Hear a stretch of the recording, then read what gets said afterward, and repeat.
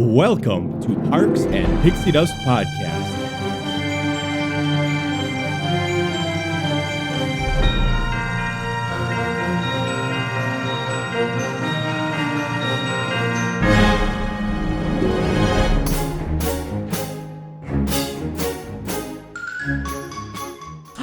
Johnny! Jesse! Hello, everybody. Welcome back. Parks and Pixie Dust Podcast. Hi. Hi. Hi. We are gearing towards the end of this season, but we have another fun episode today. We're talking about the Inside Out movies. Yeah. We're just talking about like the emotions. Yeah. And just kind of analyzing them. And Yeah.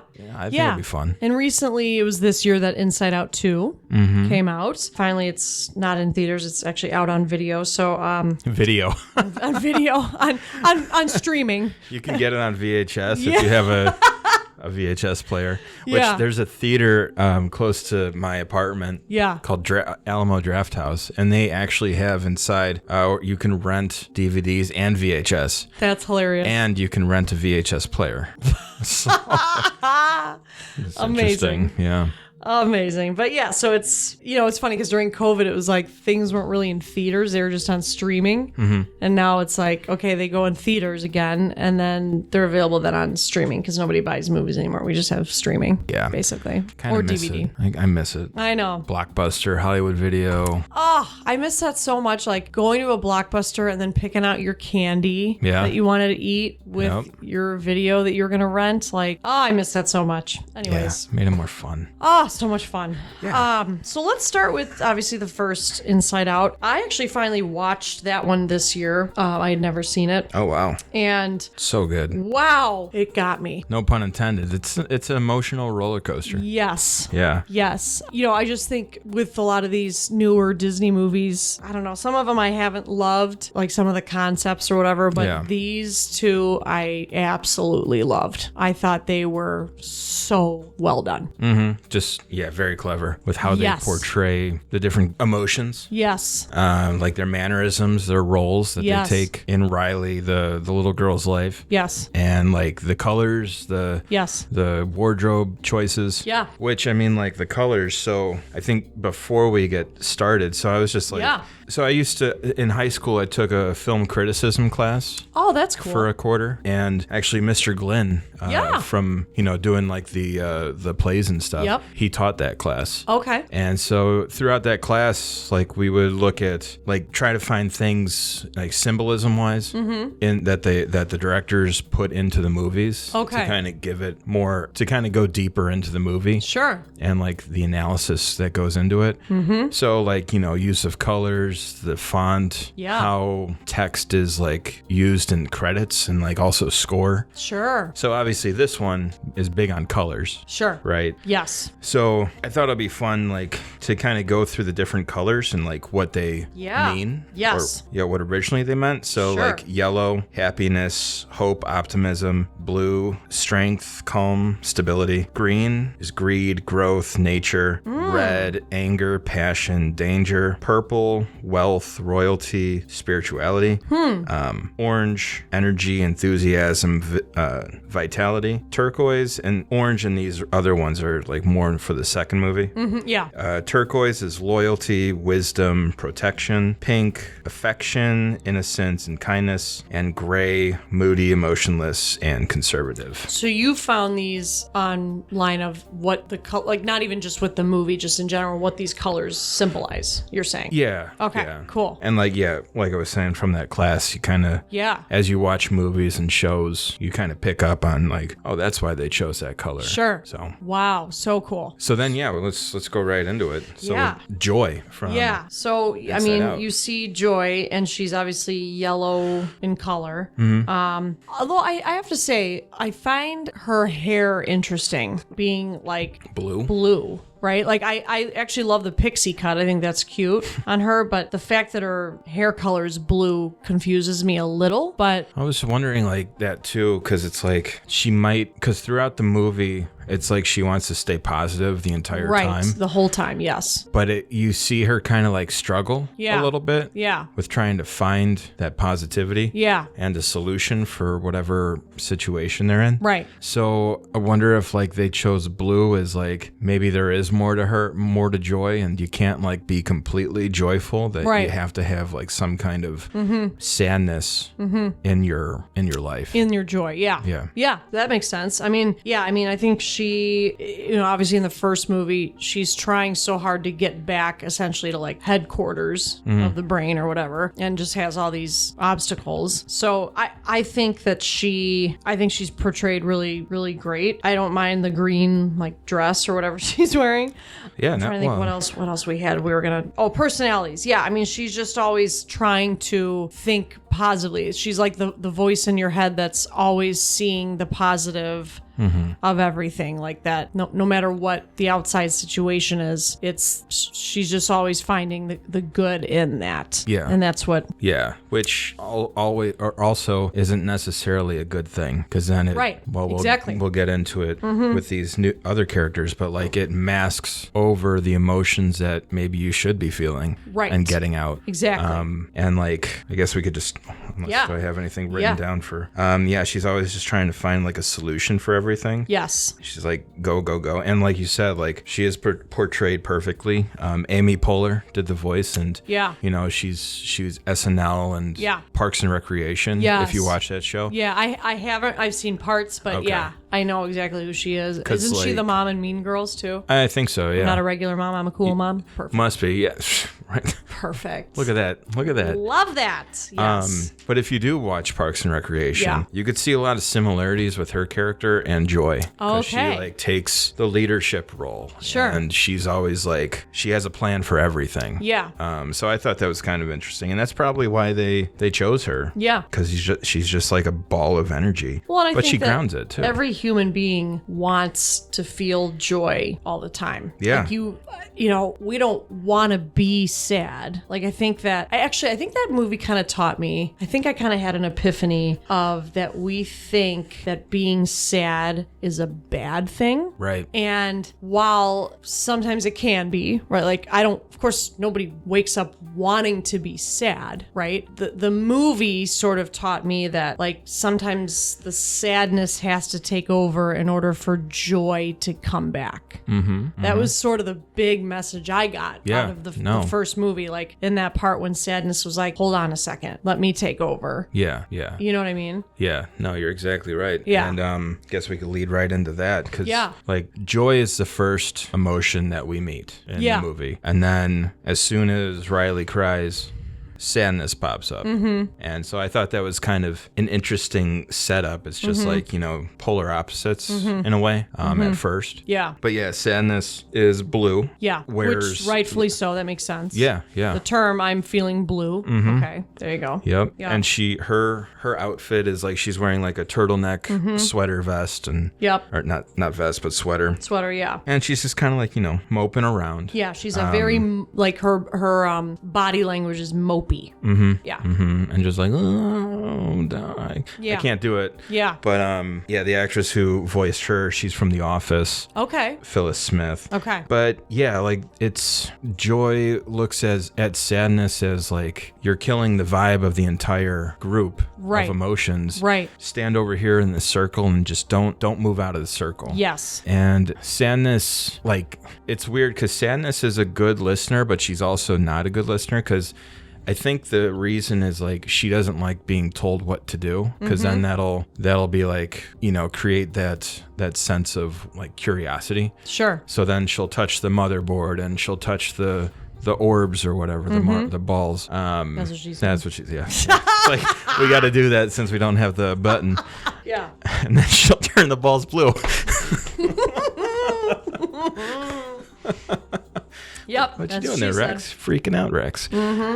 But Yeah, so like whenever Joy tells her to do something, she doesn't listen, and she'll be like, "Oh, I'm sorry." Yeah. But then later on, when Bing Bong, when they dump his wheelbarrow in the pit, or like and of despair, we'll call it the pit of despair. He's all sad and stuff. Yeah. And she sits right next to him and is just like hearing him out. Yeah. Listening, empathizing with him. Yeah. And then you see Joy just, like trying to like make funny faces. Right. Like, oh, think of this funny thing. Let's go. Where's the train? Blah, blah, blah. And it's just like, and then whenever like Sadness is talking to Bing Bong, she's like, Sadness, come on. Yeah. What are you doing? Totally. But then it clicks, and it's just like taking those few moments to hear out what needs to be said. Yeah. Embrace the sadness. Yes. And like you said, find the joy. Yeah. And then pick yourself up and move along. Well, because I think like in real life, if you in your real life were to like push down your true feelings of sadness, if you were to like push that back and push that away, you're sort of depriving sadness to come out, and then it could come out in a different way. Come out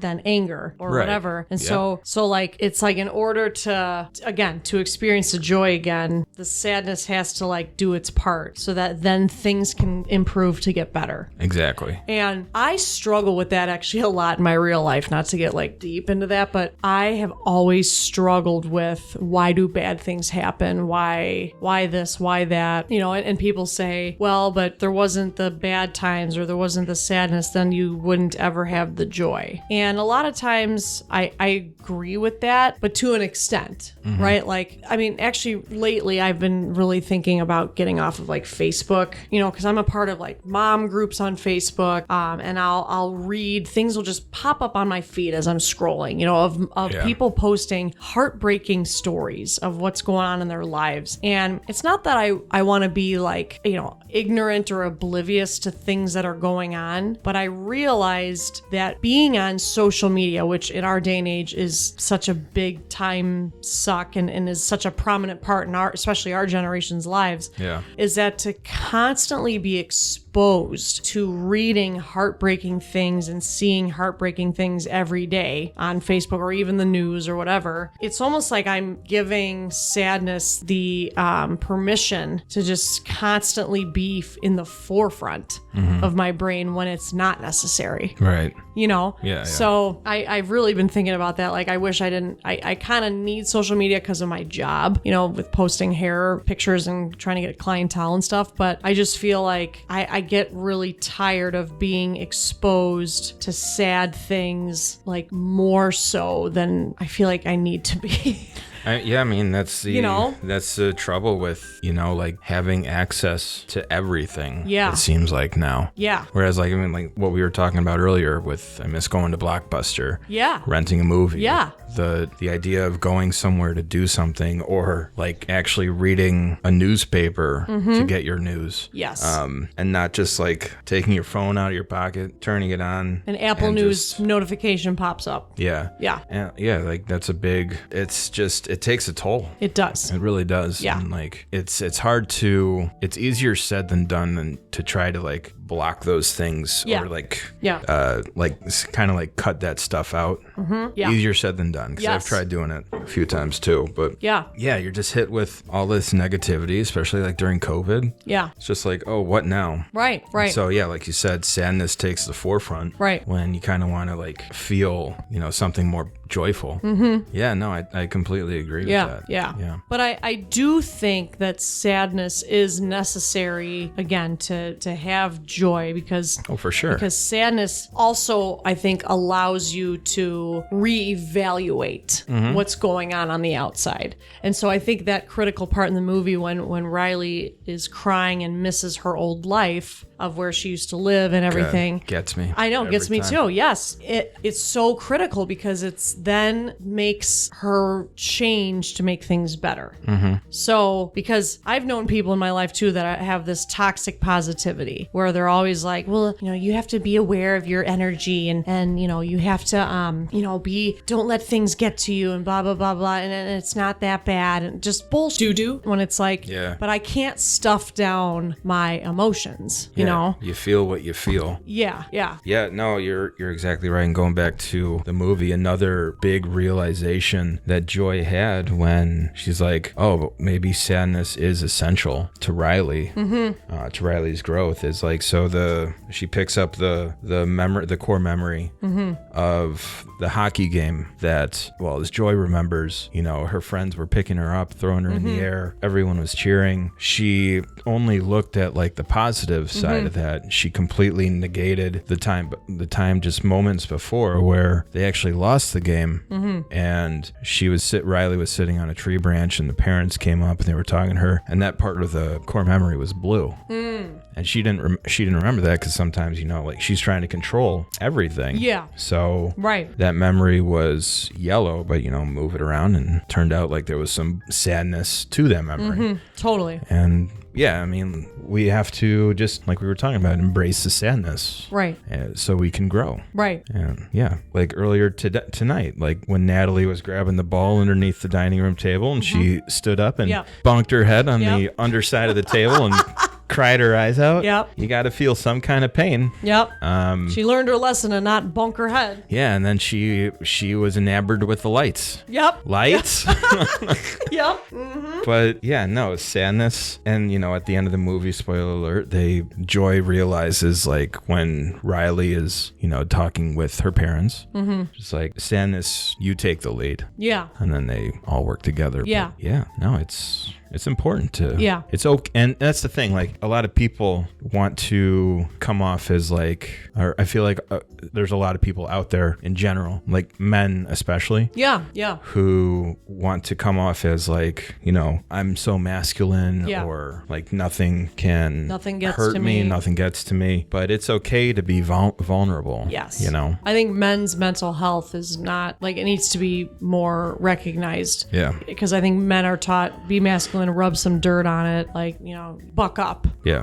When no, you're allowed to have emotions too, and process them, and it's okay. You're allowed to be upset. You know what I mean? Yeah. Steve's gonna hate me for saying this, but there's only 3 times in our relationship that he's ever teared up, and because Steve, he's not really an emotional guy. I call him stubborn stoic Steve. And the 3 times he's ever teared up was on our second date when he was talking about a patient who unfortunately passed away, and the dad went around hugging the whole staff, thanking them. So he was getting choked up about the dad, Yeah. And then the second time he ever teared up was when I was walking down the aisle to get married. And then the third time he ever teared up in front of me was when he was telling me about the episode of Blue's Clues when Steve leaves.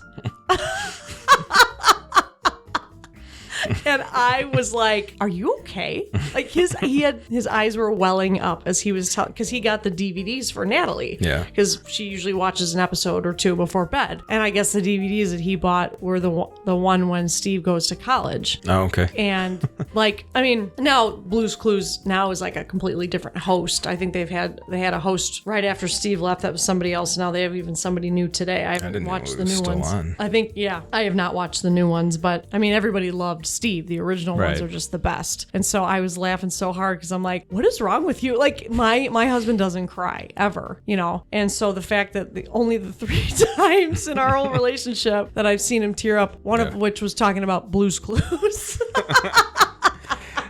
Oh, note it. Yeah.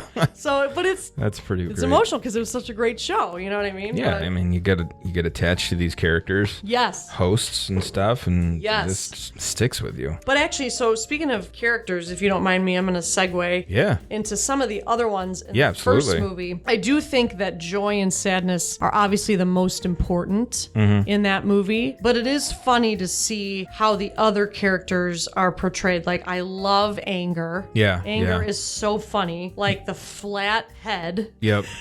And he's voiced by a comedian, Louis Black. Okay. Who I guess is, I don't watch his stuff, but like he's known for, kind of like more aggressive humor, or I could be completely off because I don't watch his stuff. Sure, yeah. But he's... Red color, okay, perfect. He's perfect, yeah. Yep. And like he wears like a suit pretty much without the suit coat, so it's like very professional and like business-like. Yes. And I don't know if you noticed, because when did you watch it recently, right? The first one, it was a few months ago, and then only probably like a month ago I watched the second one. Okay. Yeah. So like he's always coming into the frame with a newspaper. Yeah. And you read the headlines, and it's whatever is happening in Riley's life that's like getting her upset. Okay. I just noticed that this past rewatch, and it was pretty funny. Yeah. It's like, okay, that's pretty clever. That is really clever, because if you think about it, in our day and age, when you read the news or watch the news, what's going on. You get angry. Yeah.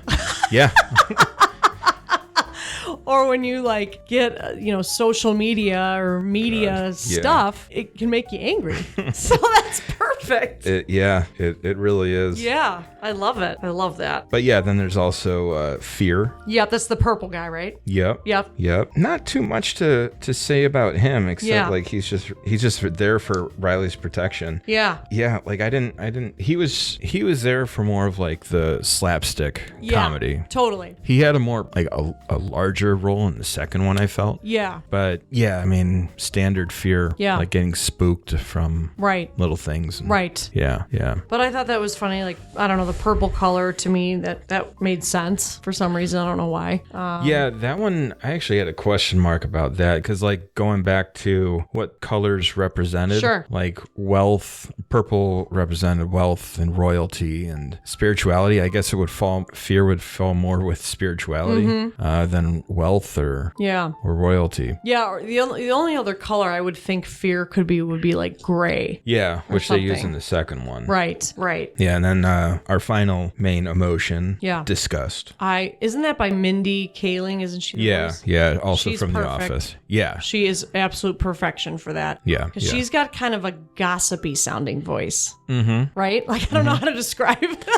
Is that right? Did I nail you're right. that? Because did you ever watch The Office? I've seen just parts. Okay. But yeah, I know her. That's her character to a T. Totally. And like same thing with Sadness, because she's played by Phyllis. Who's, her name is also Phyllis in The Office. Okay. She kind of has like she's kind of like the live action personification of Sadness to some extent. Okay. Yeah. She has more personality in the show. Okay. But her tone matches. Yep. Sadness. So it's funny to see, like, especially like, well, they're like pretty much all TV characters. Yeah. Amy Poehler from Parks and Rec is pretty much Joy. Right. Bill Hader, he was on SNL. Yeah. He does a lot of like impressions and stuff. I love him. And he's just kind of like spazzy a little bit. Yeah. Kind of does goofy stuff. So he's perfect for that slapstick comedy, even though it's animated. Fear? Yeah. But it's so funny. I have to go back and watch it, because now that I know that, like when you think of like even what's the guy? Bradley Cooper, who's the voice of Rocket in Guardians. Yeah. I just like can't picture that. You know what I'm saying? Like he doesn't sound like Bradley Cooper to me, but I know. Now you have to like go back and think about it. You know what I mean? Yeah, I mean like it's with like using Bradley Cooper as an example, but like these actors and actresses who get their start as like some type of role. Yeah. And then they evolve. You see them evolve with their films. Yes. Like Bradley Cooper. Right. He was the douchebag villain in Wedding Crashers. Yes. And then he was kind of a douchebag in The Hangover. Yes. So he's playing like these. And now he's like American jerks. Sniper. Yeah. And he's Maestro Maestro, right? Yeah. So funny. Yep. And A Star Is Born. So he's taking these like more dramatic turns. Mm-hmm. But yeah, Rocket Raccoon. You can kind of hear it, but like it's fun. Yeah, totally. Yeah. But yeah, no, I love Disgust. I love that she's green, because to me, like green, I think of like snot, which is disgusting. You know what I mean? So like green makes sense to me. Yeah, and I love that she's wearing like a neck scarf. Mm-hmm. Like she looks like a bougie winky doodle. Like she's like she's a prissy mean girl. That's what a gossipy mean girl. And so when you think about like, you as a guy, you probably didn't deal with this because women are just mean to women. The prissy see girls in high school or middle school, right? Like you think of her. Yeah, I could see that. You know what I mean? Yeah. So yeah, there's some kind of like sweetness about her. Though. Yeah. I don't know, just maybe because like she's with the gang, so there's something that you like about all of them. Well, I think when you have disgust, I also think that there's like an insecurity too of yourself, right? Like because you're wanting to fit in. Yes. And like her clothing style with the neck scarf and her dress and her long eyelashes too. The eyelashes, yeah. It's just these different wardrobe style choices that the animators made. So totally. Like I love, like I have this picture pulled up and it's just so funny because you've got disgust is like leaning with her like hip. Yeah, that's like just how she stood the entire hand movie. On her hip. Yeah. So attitude. Anger is just like you, like giving the side eye. Yep. Right. Joy is just like we're all great, and sadness is like what? Like not sure. And then fear is just hiding behind sadness. It's just perfect. Yeah. It's perfect. Yeah, no, they like we said, the movies, I feel it's perfect. Oh, it was incredible. Like I just think both of them, the first and second one. I actually did not cry during the second one. The first one I didn't cry. I teared up a little bit. Yeah. But not like the first one. Yes. Like, at the end when she comes back home, is talking with her parents. Yeah. Yeah, that's rough. Yep. And then like freaking Bing Bong. Yeah. Sacrificing himself. Yeah. Spoiler alert. Yep. So good. I know. Yeah. Yeah. Should we segue to Inside Out 2, or did you have any other thoughts on Inside Out 1? And no, I think anything that we missed? I think it was so great, the introduction of the character Riley. And I mean, that movie got me so bad because like having now like currently one child in that family, there's one daughter. And so when the parents are like worried sick, where the heck's our daughter? And because she's so sad, it makes me as a parent think about like, oh my God, I hope my daughter doesn't ever feel the need to try to run away or leave because she's so sad. You know what I mean? Yeah. So it hits you in weird ways like that, or even with the movie Up, like her having a miscarriage at the beginning. It's just Disney knows how to do it. But yes, so let's go to Inside Out 2. So it's the same characters again, but obviously new people are introduced. I absolutely died. I loved the scene where it looked like construction workers were coming in and they were like, puberty alert or something, like reconstruction. Yeah. No, that's good. I loved that. It's hilarious. And then they're like, they barely press the button on the board, and Riley's reaction is just in your face to her mother, and then they're like trying to poke the board with like an inkling of whatever stick that they're using. Yes. It was funny, but loved it. With the puberty reconstruction of Riley brings in a new emotion. Well, a few new emotions. Yes. And I feel like maybe we should start with the lesser known, because we could probably talk about the main one for a while. Okay. But Envy. Oh yeah. Okay. Let me pull up. I just want to pull up so I have the list too. Sure. So she's turquoise. Oh yeah. And turquoise, when we were going through the colors, protection, loyalty, and you can kind of see that with her and anxiety, because she always, whatever anxiety says, she's always jumping on board with anxiety. Yes. So they kind of go hand in hand. And of course, like, with the new high school girls that come in. Yes. She's always just like very envious of them and wants to be like them. Yes. And just very jealous and just wants to be part of the in crowd. So she's kind of like a more, I guess, advanced version of disgust in a sense. Yeah, because I was just actually looking up out of curiosity. One time I heard a podcast that talked about the difference between envy and jealousy.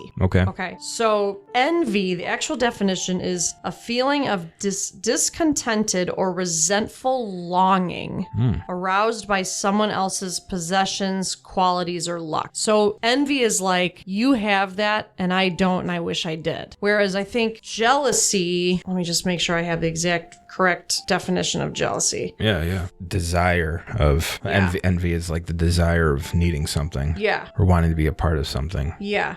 So jealousy is resentment against a rival, a person enjoying success or advantage. Okay, so there's like a little bit more is anger or like... Well, it says, okay, hold on. It says to feel resentment, bitterness, or hostility towards someone because they have something that you don't. So it's almost like envy is saying, I wish I had what you have. Like I admit that I wish I've got what you have. Whereas jealousy is almost like I'm mad that you have that. Gotcha. Yeah. So there's some anger, underlying anger tones. Yeah, I think so. And envy's more, I long to have what you have. Whereas jealousy is like, I think. I just want to make sure I'm like. That sounds about right. And like thinking back to the movie, that makes a lot of sense. Yeah. Because like Riley's looking at these high school hockey girls. Yeah. Like especially the popular one, whatever her name was. And she's just like, we want that. Or like, I want that for you, Riley. Like we need to be a part of them. You need to change your hair. Yeah. You need to, well, that kind of ties in with anxiety, but like we'll like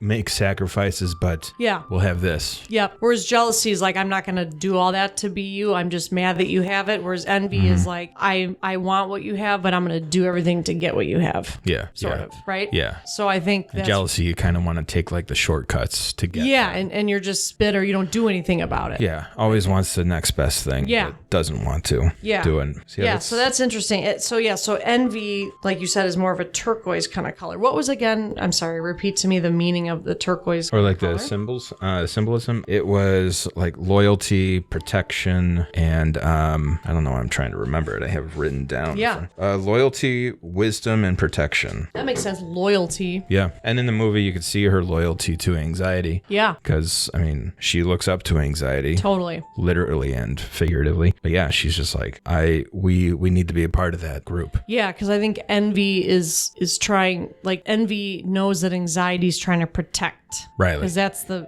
protect Riley. Yeah. Yeah. So, yeah. And then we have Embarrassment, who is Pink. Yes. That character reminded me of the guy from Mean Girls. She doesn't even go here with the hood.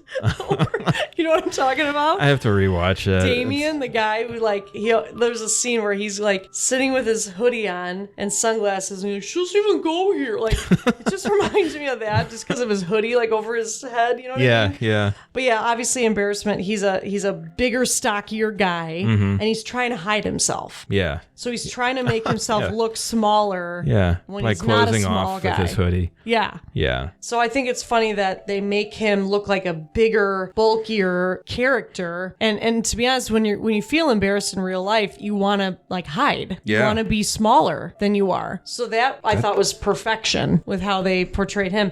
And the fact that he's like pink, because when you blush, you turn like red or pink when you're embarrassed. So I thought that was perfect. Wow, that's interesting. I didn't even think of that. Like, he's just so big, but he wants to like be hidden. He wants to be small. So that's why he's hiding in his hoodie the whole time. Yeah. Wow, that's perfect. I thought they nailed that. Yeah. Yeah. And he doesn't do too much in the movie, but like just his presence there. Totally. And yeah, I mean, he pops up whenever she has awkward moments. Mm-hmm. And we've all been there. Yep. Like someone's waving in your direction. And you think they're waving to you. And you're just like, hey. And you look behind you. They're waving to the person behind you. And it's like, oh, right. Okay. Yep, I know. Or like I've come across this situation where I just stop getting myself in this situation as a whole. But like I'll see someone who looks familiar and I'll approach them and be like, oh hey, like such and such. Yeah. How you doing? They're like, nope, you must have the wrong person. Yeah. So, like this actually happened to me yesterday morning. Oh yeah. I didn't do anything about it because I knew better. But like I heard some like fighting or like some argument going on outside of my apartment. So I look up and I'm like kind of like peering out to see what's going on. And I see someone walking down the sidewalk who looked like one of my old coworkers. I'm like, nah, that can't be her. Oh, it could be, but I don't know. Right. And then I went out, and as I was walking back to my apartment, I see her like walking, back to her area in the opposite direction. And like she actually stops and notices me, and she waves, and I'm like, oh, it was her. Yeah, it was her. And I didn't acknowledge it or like I didn't say that to her, but I was just like, I did the one situation that was the safest, where it's just like I kept quiet instead of shouting from my window like, hey Kenzie, how you doing? And Right. just thinking like, oh man, if that wasn't her Right. and I said that, Right. now I just look like a creep who's staring out my window Right. and just Right. like calling people by random names, yelling Right. out the window. And Right. And then you'd be embarrassment. yeah, I'd have to find a hoodie because I don't know where mine is. Yeah. Exactly. And just like duck the rest of the day and hide in shame. Yes. Yep. Oh, that's hilarious. And then the third character, Ennui. Yeah. Okay. That one I struggled to kind of understand. What's your thoughts on that one?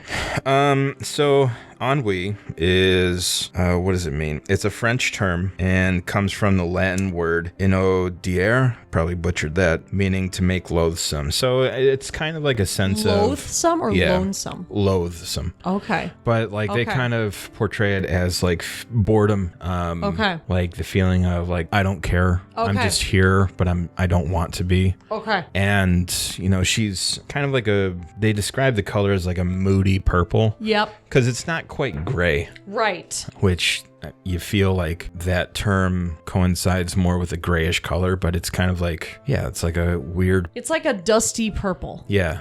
Yeah, you're right. A dusty purple. Yeah. The hair is more vibrant of a royal purple, but her skin color is like a dusty. Yeah. Yeah. But the way that they portray of, slanting over. just like, I Or like, don't want to isn't be here. Ennui like on the couch all the time, just chilling? Like, I don't give a on shit. her phone. Yeah. She controls the Yeah. board with her app Yes. on the phone. So yeah, it's portrayed perfectly. Yep, totally. But yeah, it's just because when I first saw the movie for the first time, it's just like, what is this ennui? And then like look with this rewatch, it's like, okay, that makes a lot more sense. Yeah. But yeah, like they nailed her, and like her clothing is just kind of like long sleeve, long Yes. pants, cut off at like the wrists, Yes. the neck. Yep. Very very sheltered, Yes. and just like Just a very kind of half closed eyes, face, frowning looking face, like no expression, no excitement expression whatsoever. yeah, and it seemed like she had a sense of like, yes, I don't want to be here, but also I'm better than you all. Yeah. Like some kind of like egotistical boredom about her. Absolutely. Especially with being on the phone too. That's like such a teenager thing to do. Yeah, especially nowadays, everyone's on their phones, on their Yes. apps, not paying attention, but kind of is. Yeah. It was perfect. Yeah. But like you couldn't help but kind of get frustrated by Yeah. their presence. Yep. I'm not saying that about like real life. Yeah. Unless, like there's some teens that kind of piss me off, like Oh, yeah, out in same. the world, that it's just like, get out of my way on this sidewalk. Get off your phones. Yes. Get out of my life. Look where you're going. Yeah. Yeah. So that brings us to Yes. the big A, The big one. anxiety. Anxiety. Oh my God. And she is voiced by Maya Hawke. Oh yeah, that's the girl from Stranger Things. And Yeah. do you know the actor Ethan Hawke Yeah, I from know The the Purge? name. Yeah. She is his and Uma Thurman's daughter. Oh no way. Yeah, way. I did not know that. Okay, good to know. She's Uma Thurman's daughter? Yeah. I didn't know that. Yeah, but yeah, she's from Stranger Things. Yeah. She sings. She's actually really talented. Wow. I don't mean to say actually. She's very talented. Wow. I had no idea about that. She Yeah. doesn't look like Uma Thurman at all to me. Yeah, I think she kind of I'll have to don't know. I'll have to look that up later. Photos, Yeah. But yes, so anxiety. Okay, so remind me again what the orange color symbolized. Anxiety is orange with like crazy hair. volatility, energy, enthusiasm. Okay, so Yeah, and you could definitely tell. yes, so I do have to say, as somebody who struggles with anxiety, I've been on medication for anxiety for a while. Anxiety definitely equates to energy. Because versus depression is like low energy, Yeah. like tiredness as well. Anxiety is a constant, like the way that I sort of describe anxiety from a physical aspect is it's that feeling like you're going to go on stage. Yeah. Like it's that adrenaline feeling, like you're going to go on stage. And so when I take like a Xanax, it kind of gets rid of that heart racing stomach ache feeling. That's what the Xanax does for me physically. Okay. Kind of calms you down a little bit. Yes, it kind of gets rid of like the physical symptoms of that. But anxiety in the mind, though, I felt that the way that this was portrayed was like literally perfectly accurate because obviously in Inside Out 2, Riley is was trying to make the hockey team, like in high school or whatever. And so she thinks that she has to do these certain things to get on the team. And that's where anxiety comes in, because anxiety has these beliefs. Anxiety has specific beliefs that this is what you have to do to be protected or to be successful. Yeah. And the thing about anxiety is that anxiety is not always correct, but anxiety is such a strong presence that, like the part in the movie when Riley's like sitting in the penalty box, like having basically a panic attack, and anxiety's like, going every which way on the board and blah, blah. That is exactly what happens. Like it's this, I mean, I thought that was such a great representation. The way that I often describe my brain is that my brain is Times Square, New York, where thoughts are going every which way. That's my brain. Yeah. So. And that was perfectly represented. Yes. Yes. Because it's going around. She's trying to do everything at the board. Yes. But then when Joy goes inside of that chaotic circle, chaotic ring, whatever, anxiety is standing still. So she's just kind of like, she overstimulated herself, and she's just trying to find out or how to get back to where she was. I mean, she said at like kind of the beginning of her introduction, her plans are thinking like for the future. Yes. And all the types of scenarios. Yes. Whereas Joy is just like wanting to be in the present. Yes. And thinking of like past memories and staying in the present. Yes. And like I get like that too, like thinking of, well, when I applied for, or when I applied for the Orlando position and was offered it. Before I was offered it, I was just like, all these things were going through my mind. Like, oh, now I got to get a car, find an apartment. Right. Got to figure out what I'm going to do with my apartment here. All of these things going on. And long story short, folks, I declined the job. Right. But yeah, it's just like that idea of thinking of the future. Yes. Thinking of things that are out of your control. Yes. And every possibility that goes with it. Yes. And that will trigger like panic attacks. Yep. Where it's just taking the time to breathe and figuring out what you can control. Yeah. And looking at it that way. And anxiety, though, is trying to prepare you to be okay if and when things happen out of your control. Yeah. So like anxiety is trying to protect, which I get. Like I empathize so much with that character, because anxiety is saying, okay, well, if this happens, we're going to do this. If this happens, we're going to do this. And so I think anxiety thinks it's useful because it's trying to be protective. I feel like I'm having like therapy right now. This is so great. This side is like your other podcast. Yeah, right?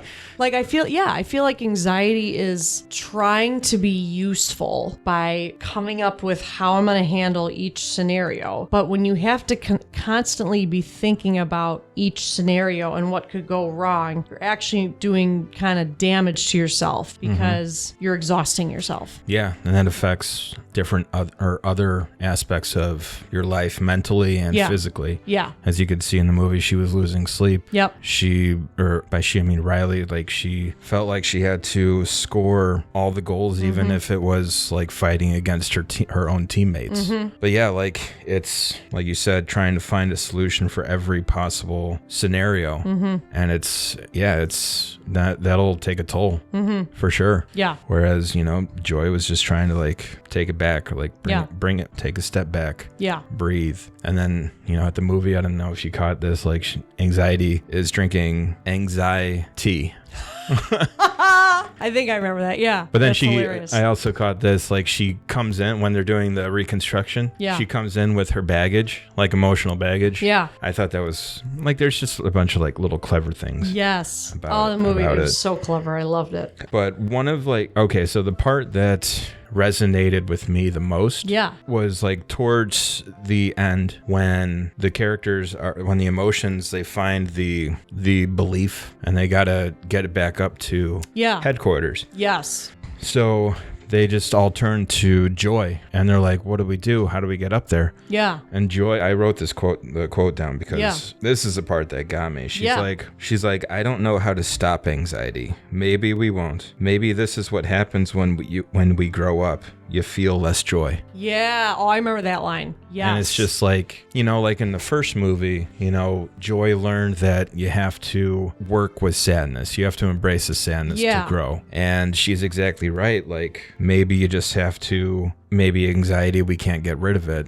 but we can certainly tone it down a little bit, or try to, I can't think of the word, but try to embrace it, but control it a little bit. Yeah. Like it could sit at the table with us, but not be the life of the entire party. Mm-hmm. Yeah. And that's, why they get the massage chair. Mm-hmm. It's just like, okay, anxiety, you're starting to get riled up where you might get another panic attack. Yeah. Soothe yourself, sit in the chair, drink your tea. Yeah. But yeah, that line was just, summed it up. That got me too, because I forgot, I remember that line, but I forgot exactly it. I remember when she said that, and I think I remember thinking there's so much truth to that, because I think as you get older, when you're a little kid, you don't have to pay bills. You don't have to worry about a career. You don't have to worry about, job performance. You just have to worry about turning in your homework. You know what I mean? Mm-hmm. And trying to do well on tests as you get higher up in grade school or whatever. It's a lot less anxieties or worries. Right? But obviously as an adult, you've got a job, bills, rent, your health, groceries, there's just a lot. And then dealing with family or friends or people or coworkers or... Yeah, trying to please other people. Yeah, it's just a lot more things. And so I think that that's why more emotions get introduced, right? Mm-hmm. So it's I've thought that quote in my life, I've thought this in my life plenty of times, maybe I'm just not meant to be happy. There's been times I've genuinely thought that. Maybe I'm just, I'm not meant to be. But I think what we have to do when we have these negative thoughts and feelings is then they're necessary, so then you can make changes in your life. Yeah. Going back to the first one, sadness was necessary so that she could then make a change. Yeah. Then she joined the new hockey team. Yeah. In the new state they lived in. Mm-hmm. You know what I mean? Yeah. All these emotions are important to growth. Yeah. It's just trying to get them under control. Yeah. Suppress them a little bit. Yeah. Yeah, because at that moment, it seems like Joy is admitting somewhat defeat of the situation. Mm-hmm. And same with the first movie, just trying to realize, okay, we have to embrace sadness, embrace anxiety. Mm-hmm. And, you see joy grow as an emotion. So, coexisting with the other ones. Yeah. And that's kind of going back to the first one. That was kind of when we were coming up with our villains episode. Yeah. Trying to figure out villains. And I originally had Joy on the list. Oh, yeah. I don't know if you remember that. Oh, yeah. It was kind of an honorable mention, but I felt obviously Joy she kind of seemed kind of villainous in the first one, trying to say... Well, it's a toxic positivity thing. Yeah. I could see that. Yeah. Just trying to stay positive the entire time while not embracing your other emotions. Right. Being in control. Yeah. So, it's these movies are just, taking everything in. Mm-hmm. And, yeah. I wonder if there will be an Inside Out 3, you think? Well, with the money this was the highest grossing animated film. Oh, was it? The second one? Yeah, it's up. I thought it beat Frozen. Nice. Wasn't it Frozen and then Frozen? Did Frozen 2 surpass Frozen? I hope not, because I don't think it was better.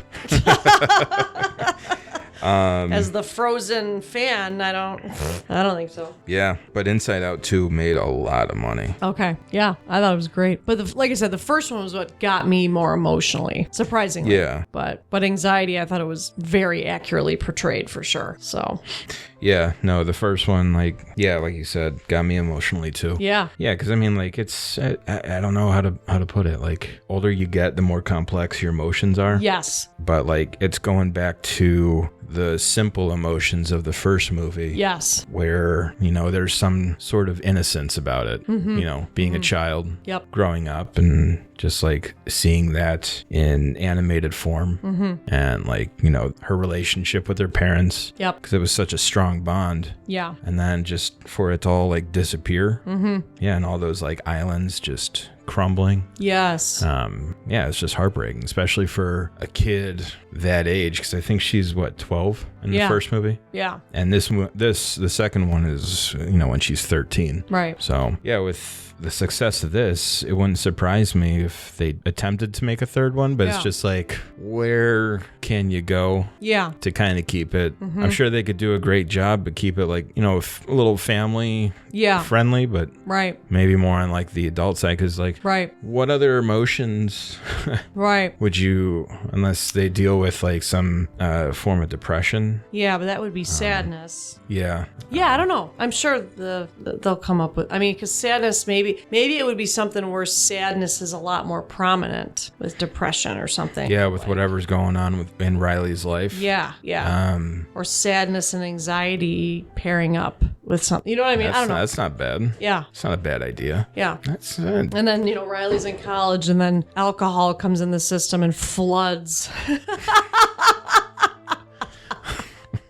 Right? Alcohol and drugs. Oh wait, that wouldn't be family friendly. Never mind. But Yeah, no. That's what I was getting at. It's like, where could they take this next? Yeah. Yeah, because like she's 13. The puberty button hit. Yeah. So. Oh, what about like if she was an adult or something, like meeting somebody like in college, or meeting a guy, like lust or love, or you know what I mean? Yeah, because there really isn't an emotion. And the most passionate emotion would be like anger. Yeah. And he's red. Right.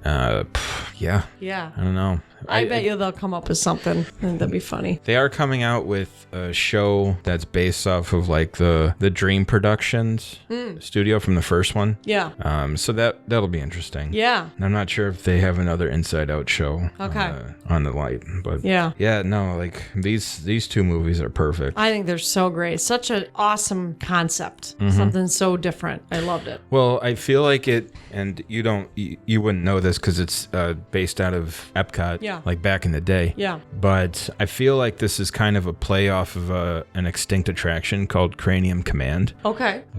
So it used to be in an Epcot pavilion called the Wonders of Life, which is kind of like tucked next to Guardians. Okay. It's like between Guardians and Mission Space. Gotcha. Okay. And in Wonders of Life, they have like a ride called Body Wars where you're going through the blood system. It's kind of like Star Tours, but okay. You have to fight an infection. They have Cranium Command. They had a movie called The Making of Me, which you could probably figure out what that was about. Oh, God.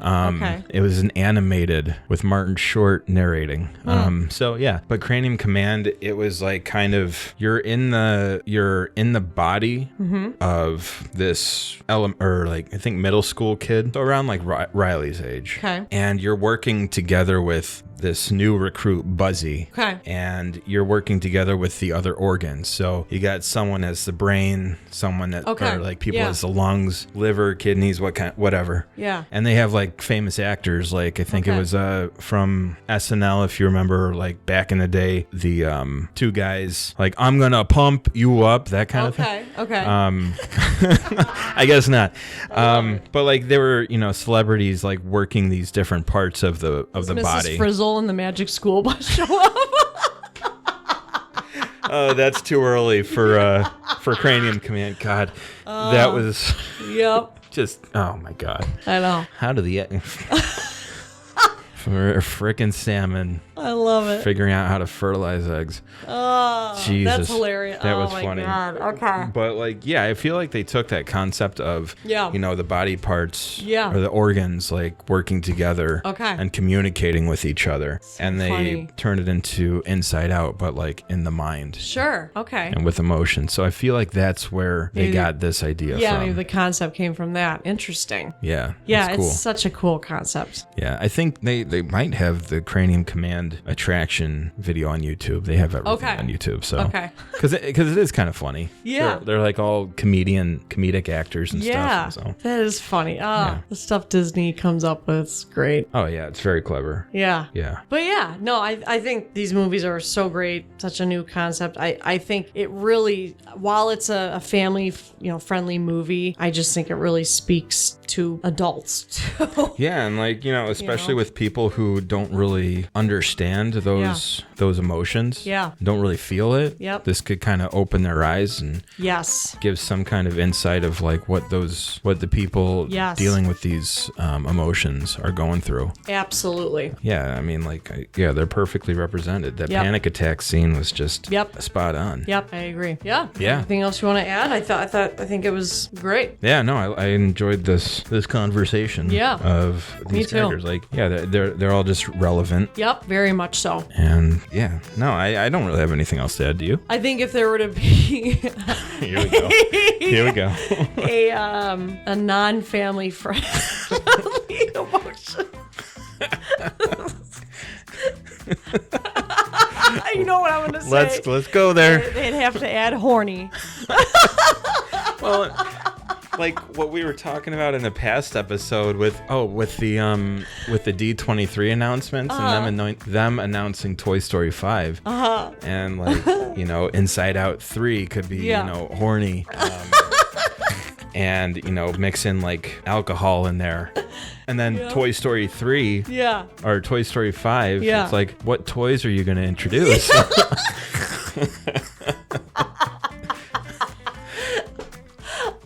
On that note, well, I think it's been a great episode. Oh, yeah. I like this one. Yeah, we got, I think, one more episode, and then we'll be finishing the season. Yeah, and then we'll take a break and come back. Yes. Sometime in Can't wait. 2025. Yeah. Woo!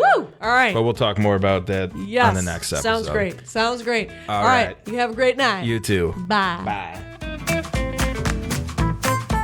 Thank you so much for listening. We appreciate all your support. Please leave us a review and/or rating on your favorite podcast platform. You can find us on Instagram and Facebook under Parks and Pixie Dust Podcast. We are also on Twitter and TikTok under Parks and Pixie Dust. Give us a follow and stay tuned for lots of updates. And you can also email us at parksandpixiedustpodcast@gmail.com. Our episodes are released bi-monthly on Wednesdays.